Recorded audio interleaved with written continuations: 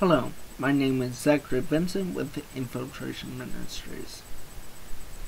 A couple weeks ago, I read an article that I wanted to comment on. If you're unfamiliar with this article, let me refresh those of you who may not know. On March 6th, Lifetime aired a TV show called Dance Moms. Now, this show has been known to push the envelope, but on March 6th, it took the cake. On March 6th, Abby Lee Miller, the dance instructor at the academy, informed the girls that they would be dressed like showgirls, dancing as if they were nude. Now, this may push the envelope a little if it was 18-year-olds on up. Keep in mind, they weren't actually going to be nude, only appeared to be nude. What pushed the envelope too far was the age of the girls. They were not 18. They were between the ages of 8 and 13, as far as I know. 8 and 13. Some would label this, and I would tend to agree, as softcore pornography, which is shown on TV as it is. MTV is a perfect example of where softcore pornography is displayed.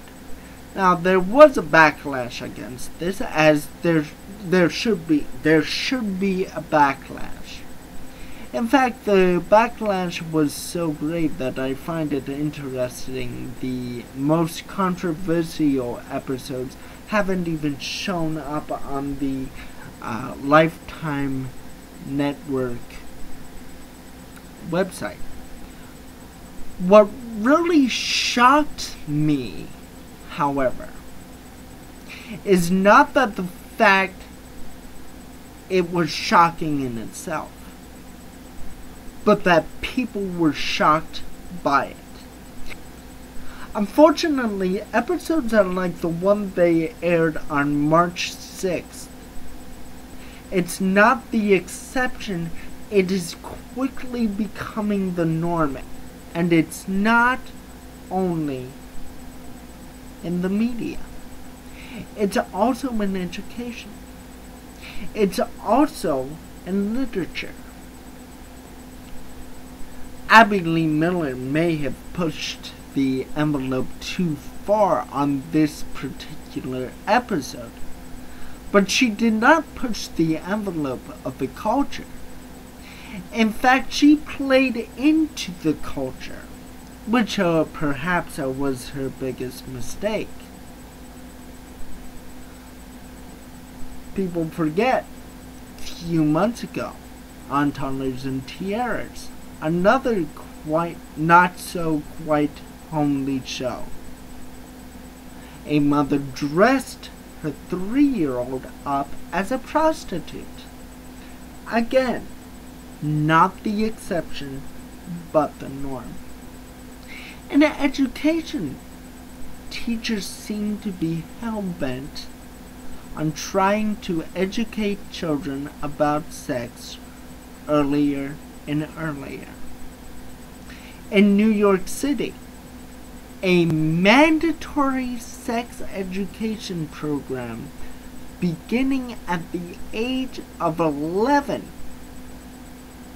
has been handed down by the mayor himself. This is not the exception, this is the norm. Issues like anal sex are being taught to these young children, with the guise of it's all about education and protecting protecting the next generation. And the vast majority of us do not know about these movements. Perhaps an even greater movement is to sexualize our children. The analysis of the show, I must say, I was quite disturbed by the actions of the reactions of the moms. They seemed to be angry. They seemed to be a little uncomfortable with the idea of their daughters wearing these little skimpy outfits, as they should. Nevertheless, they weren't as uncomfortable. They weren't uncomfortable enough to pull their daughters out of the routine. They weren't uncomfortable enough to yank their daughter out of their school when it was revealed what they were doing, when it was revealed how they were going to dance. Some of the girls covered their mouths. Some of them had no expression. One little girl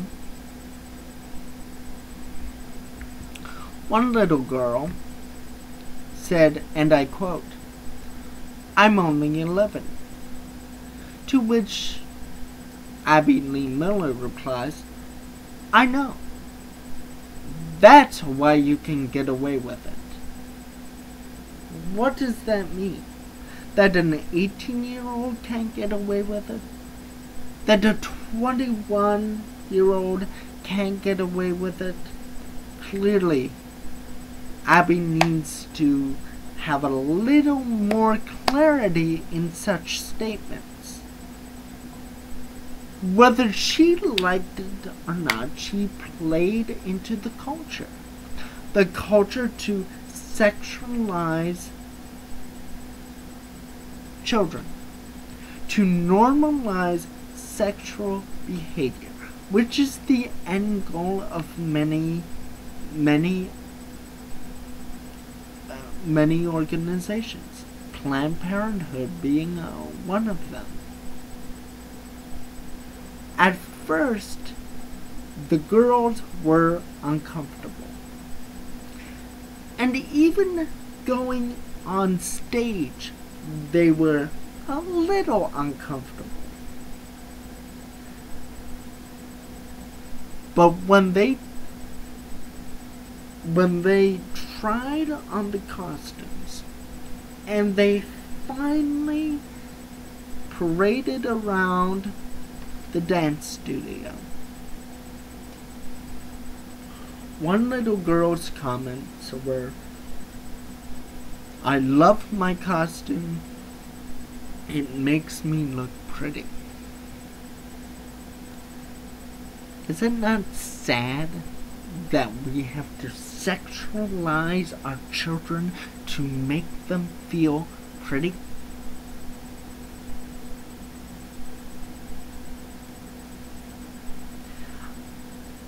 Another issue.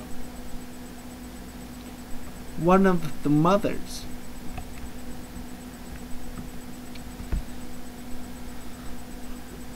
said, and I quote, "As a result of the costumes, of seeing them for the first time in their skimpy little outfits and their white bottoms and their tan tops, their skin-colored tops to make them look topless." One parent said, "I never questioned Abby's costume choice because she knows what she is doing." Who are we placing in charge of our kids?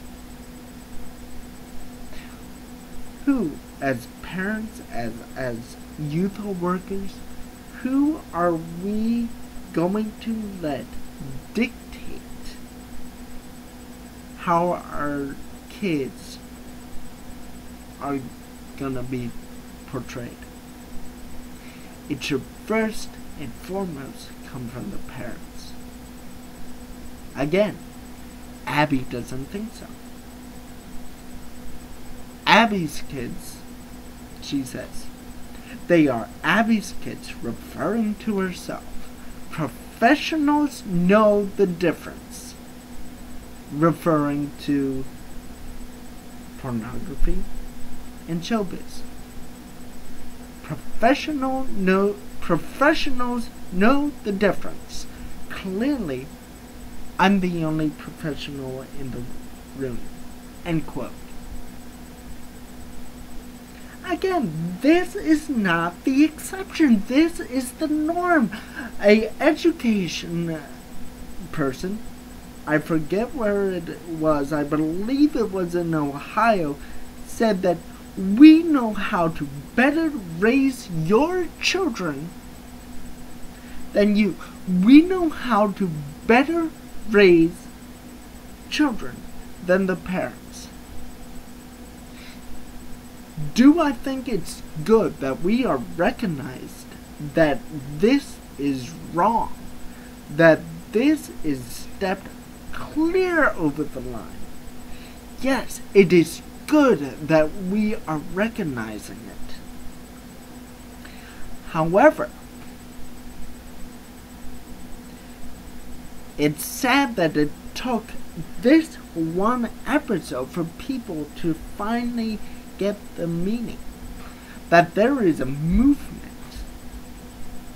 Perhaps you don't know about it. Perhaps this is the push that you need to start researching this movement to sexualize the young. In any case, this article proves that there is some consciousness left in the American family. There is some consciousness left in the American people. It's time that we realize that we need to wake up. That we cannot afford to lie asleep while this movement is going on. Sexuality is meant to be special. It's not meant to be normal. It's supposed to be a loving act between a husband and wife. It's not supposed to be as special as playing Uno on a Friday night. This is something we must prepare for. This is something you must talk to your children about. This is something that they need to know, that what the culture is feeding them is not in their best interest.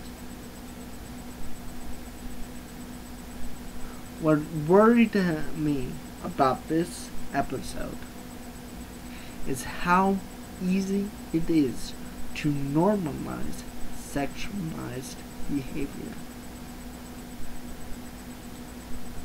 Again, when the girls first thought about it, they were uncomfortable, maybe some of them horrified.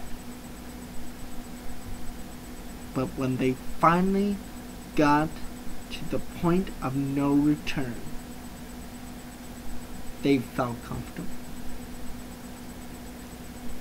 Are we willing to let it get to the point of no return? If so, may God have mercy on our souls.